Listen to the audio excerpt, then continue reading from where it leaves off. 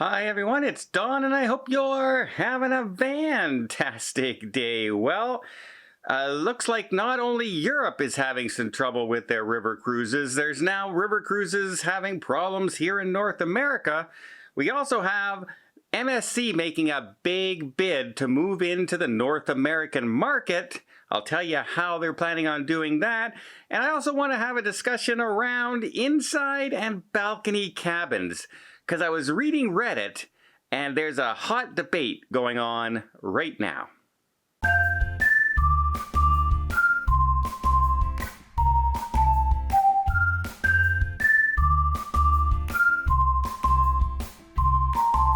So right now we have the Viking, Mississippi on a current cruise, and she cannot get to her next destination because the Mississippi River is too low. Not only the cruise ship is having a problem, but barges and moving material are having problems and issues as well. But the Viking Mississippi is supposed to be on a 15-day, I think it's October 15th is the next sailing that it has sailing, and it can't get there to its next destination. And they have 300 and some passengers on board that the ship can't get to where it's going, all because of water levels. This is what I think has been the first low water level story that I've heard in North America this year. And you know, the Mississippi is one of the main rivers running through America. So yeah, it's not only happening in Europe. They're having issues now with river cruising in United States. You just never know what's going to interrupt your cruise. We also have MSC saying, hey guys, we think we're going to get bigger in North America, and they're making a big push.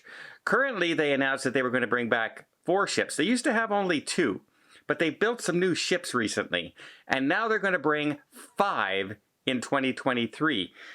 Out of Miami, it looks like they're going to bring the Seaside, they're going to bring the Magnifica, the Meraviglia, and then out of Port Canaveral, they're going to have the Seashore, and out of New York, the Divina. They're bringing out 5 ships, and 2 of them are some of their newest ships they have brought out. Will they worry the cruise lines here like Carnival, NCL, Royal Caribbean? Those kind of cruise lines seem to be the market that MSC would be fighting for. Now, I've been on quite a few MSC ships, and I will tell you, in all honesty, there's a huge difference between sailing on an MSC cruise ship out of the United States than sailing out of Europe. Completely different food, completely different entertainment on board. When I was on the Seaside, it was fun. They had good Broadway shows. They had songs like from The Greatest Showman and things like that.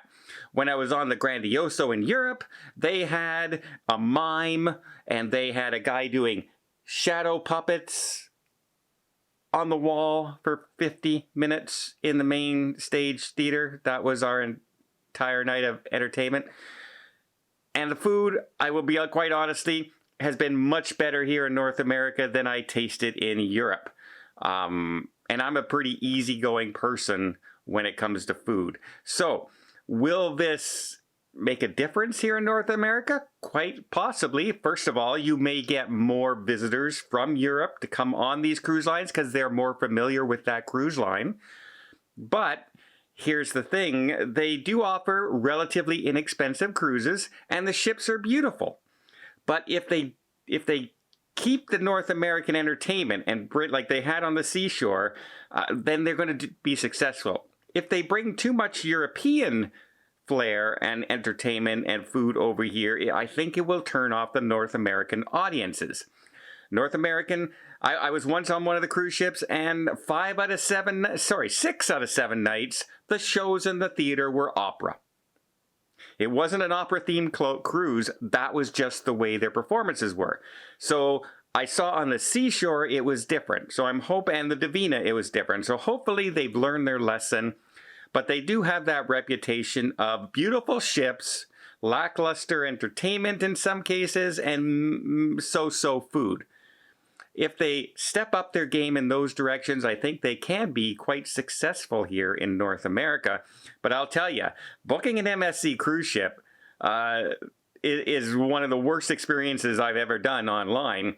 It's all because of their Bella, what are they? The Bella, the Aria, and the Fantastica system where, oh, I would like to book this cabin in this place on the ship. Sorry, you can only book that if you book the Fantastica package. If you want that balcony, you have to book the Fantastica package. If you want to book a Bella package, which is cheaper, you have to only choose from these cabins. Even though they're the same cabins, it's the locations that are different. And so it's kind of a weird booking system. And I think they need to look at that. I really do. I know I talk to travel agents all the time, and they just shake their heads whenever they say they have to book a client with MSC, just because of that booking engine, how complicated they've made it. So will it take over? Who knows? They do have some great perks. They will match your status. So if you're elite, say with Princess Cruise Lines, you will be elite with MSC Cruise Lines. You just have to let them know and show proof, and they will make you an elite status. You'll get all the benefits even on your first cruise with MSC. Often, children sail free on MSC, plus they have fairly cheap cruise prices. So they could appeal to a lot of people. Like I say, as long as they keep that food and entertainment up and maybe address the booking engine, would be terrific. Now, let's talk about inside and balcony cabins, the debate going on right now on Reddit and some Facebook pages. But before I get there, let me just invite you to hit that subscribe button if you haven't done so already. It really does help the channel out. It will keep you up to date with everything cruising, from topics that we're talking about, from new cruise lines coming to North America, to problems on the river cruises, to hurricanes hitting. You name it, we're going to talk about it here on the channel and hopefully entertain you along the way as well. Doesn't cost a thing, and boy, it really does help the channel when you subscribe, and I really do appreciate it. Okay, I've long been an advocate of having a balcony cabin, but I've not always sailed in balcony cabins. I've often started my sailing in inside cabins because obviously they're much cheaper to book. However, as I've sailed more and more, I've found there's different reasons where I like to have a balcony. And right now there's a debate going on what you should do. Should you book a cheaper inside cabin and use all that money for your vacation, for shore excursions, specialty dining, step up your vacation with what you're doing on the ship, as opposed to spending it only on that cabin? That's a very good argument. I mean, sometimes you can book an inside cabin for half the price of a balcony. And if that's the case, you really have to weigh those odds. But also, some people find an inside cabin very claustrophobic. There's no natural light, there's no window, you're inside, and you feel kind of trapped, especially if you're a nervous traveler, or you just want to see windows out there. Then maybe an ocean view is a good balance. However, let's talk about, so the real pros of the inside cabin are basically there are a fair amount of them on board, and they're cheaper. Those are the pros. Now, the cons are they're inside cabins, there's no fresh air, there's no natural light, there's no place to step out and see views, etc. A balcony cabin, the pros on the balcony cabin are, well, they're usually slightly larger. You do have the natural light. You have a fresh air element where you can open your patio door and get out and get fresh air. On a longer cruise, that can be the difference in making yourself a happy cruise or not. Because that fresh air just freshens your room up instantly. Even though they clean your room sometimes twice a day, it's really nice to get that fresh air throughout your cabin. Plus, it's really nice to go out with a glass of wine or a coffee and sit on your balcony, watch the sunset, watch the sunrise. In an inside cabin, there's no place to get away if you're sailing with somebody else. You can't just sneak out and sit on the balcony and have a coffee. There's no place to go. You're in the cabin with the other person. If you're in a balcony, you can sneak out, close the balcony door, you don't disturb the person sleeping, and you can still enjoy the views on your own. It's back and forth. However, it is more expensive. The cons of the balcony, more expensive. Some people complain that if they have motion sickness, because they can see outside, they get more motion sickness. And I was just on the the Oasis of the Sea, and when I looked out my balcony from the other side of my bed, so I'm looking long down the room kind of system, I could see the railing on the balcony going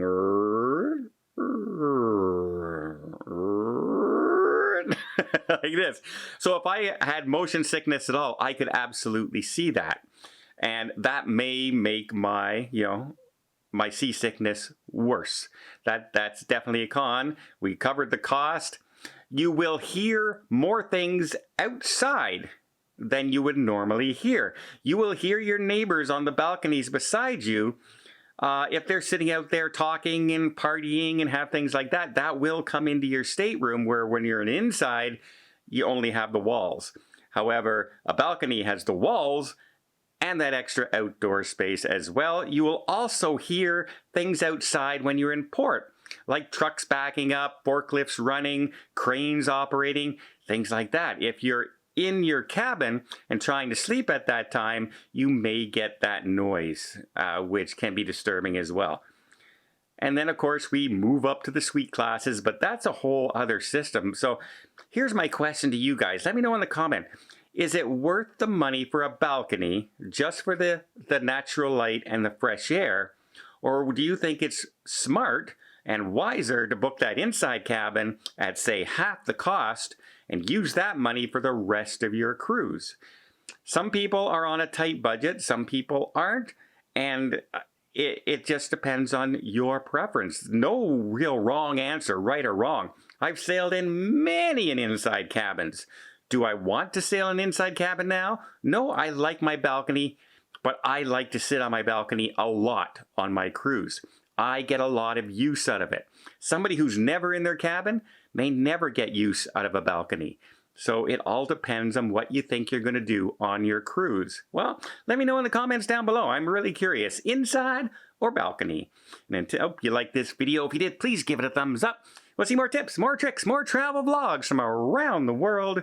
Hit that subscribe button. Till next time, have yourself a safe and a great vacation.